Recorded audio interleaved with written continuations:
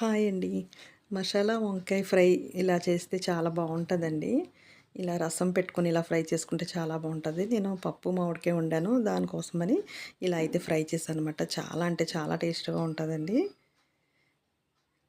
ఇలా రసం పెట్టుకున్నప్పుడు కంపల్సరీ ఇలాగ ఏదన్నా ఫ్రై చేస్తే బావుంటది కదా! ఇలా మసాలా వంకాయ ఫ్రై అయితే చాలా బావుంటది. ఇంక నేను పప్పు మామిడికాయలోకైతే ఇది చాలా అంటే చాలా టేస్ట్‌గా ఉంది. ఇది ఎలా చేశాను ఏంటన్నది వీడియోలోకి వెళ్ళిపోదాము.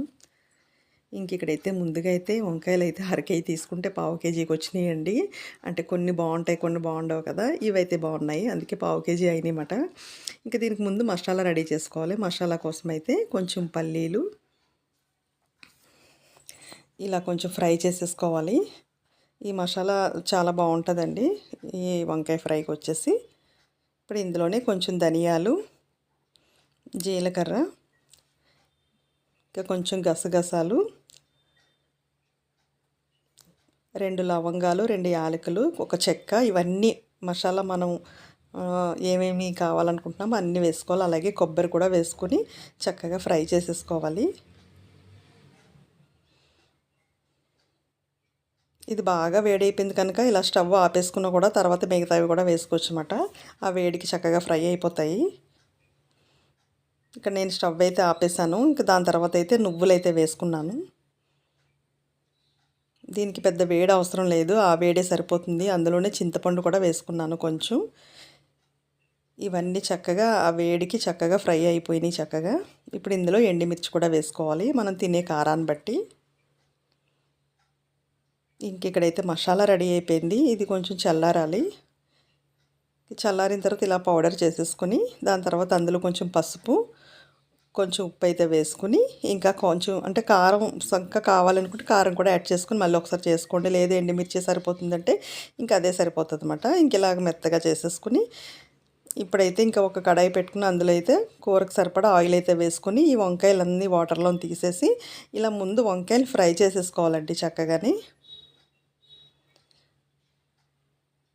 కొంచెం మంచి కలర్ అయితే వచ్చే వరకు అయితే చక్కగా ఫ్రై చేసేసుకోవాలి. కొంచెం సిమ్లో పెట్టేసుకుని అయితే నిదానంగా ఫ్రై చేసుకుంటే సరిపోతుంది. ఇంకెక్కడైతే ఫ్రై అవ్వలేదో అక్కడ ఇలాగా చక్కగా ఒక గరిటెతో ఇలా తిప్పేసేయండి. ఇంకా వంకాయలు కదా తొందరగానే చక్కగా మగ్గిపోతాయి. పెద్ద టైం కూడా ఏం పట్టదు.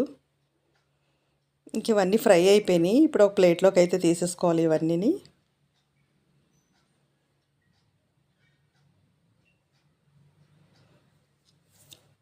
మొత్తం అన్నీ తీసేసుకొని ఇవి కొంచెం చల్లారనిద్దాం. ఇక్కడైతే చల్లారిపోయినాయి. ఇప్పుడు ఇందాక మనం మసాలా పొడి చేసి పెట్టుకున్నాం కదా, ఇదంతా చక్కగా అయితే బాగా వంకాయకి పట్టించేసి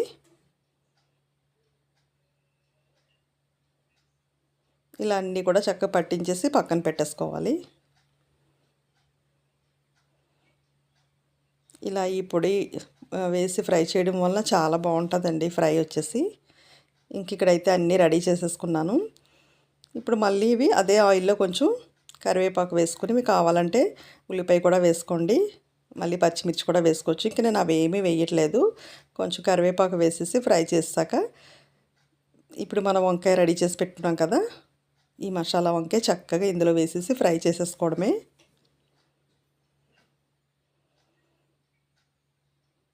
తొందరగానే ఫ్రై అయిపోద్ది. ఎందుకంటే ఆల్రెడీ మనం ఫ్రై చేసేసాం కనుక పెద్ద టైం ఏం పట్టదు. ఇందాక ఇంకా కొంచెం పొడి మిగిలిపోయింది కదా,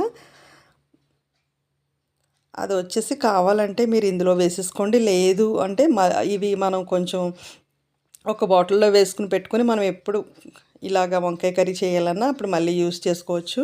నేనైతే మొత్తం పొడి అయితే ఇందులో వేసేసుకుంటున్నాను. చాలా బాగుంటుందండి. అలా వేడి వేడి అన్నంలో ఇలా వేసుకుని తిన్నామంటే చాలా బాగుంటుందన్నమాట. ఆ పొడి కూడా కొంచెం ఎక్కువ ఉంటేనే ఆ రైస్ చాలా టేస్ట్ బాగుంటుంది కలుపుకొని తింటుంటే. నేను పప్పు మామిడికాయ చేశాను కదా, ఇది నిన్న చేశాను కదా పప్పు మామిడికాయ, అప్పుడే ఈ ఫ్రై కూడా చేశాను అనమాట. ఇంకా అన్ని రెసిపీ ఒకేసారి పెట్టేస్తే కొంచెం చూడడానికి ఇబ్బందిగా ఉంటుంది కనుక ఇలా 1 బై 1 పెడుతున్నాను నేను. ఇక్కడైతే ఫ్రై అయితే అయిపోయిందండి. చాలా అంటే చాలా టేస్ట్గా ఉంటుంది. అలా వేడి వేడి అన్నంలో ఫ్రై వేసుకునే తినేస్తాం అన్నమాట. అంత బాగా కలుస్తుంది రైస్కి వచ్చేసి. ఎక్కువ పొడి వేసాం కదా బాగా కలుస్తుంది. చాలా టేస్ట్గా ఉంటుంది. నేను చేసే విధానం నచ్చితే మీరు కూడా ట్రై చేయండి. ఇలా రసం పెట్టుకున్నప్పుడు కానీ, పప్పు వండుకున్నప్పుడు కానీ ఇలా పక్కన ఇలా మసాలా వంకాయ ఫ్రై చేసుకోండి, మరి ఇంకా అదిరిపోతుంది. మీకు కూడా బాగా నచ్చేస్తుంది. అలాగే ఈ వీడియో నచ్చినట్లయితే ప్లీజ్ లైక్ ఇవ్వండి. బై అండి అందరికీ.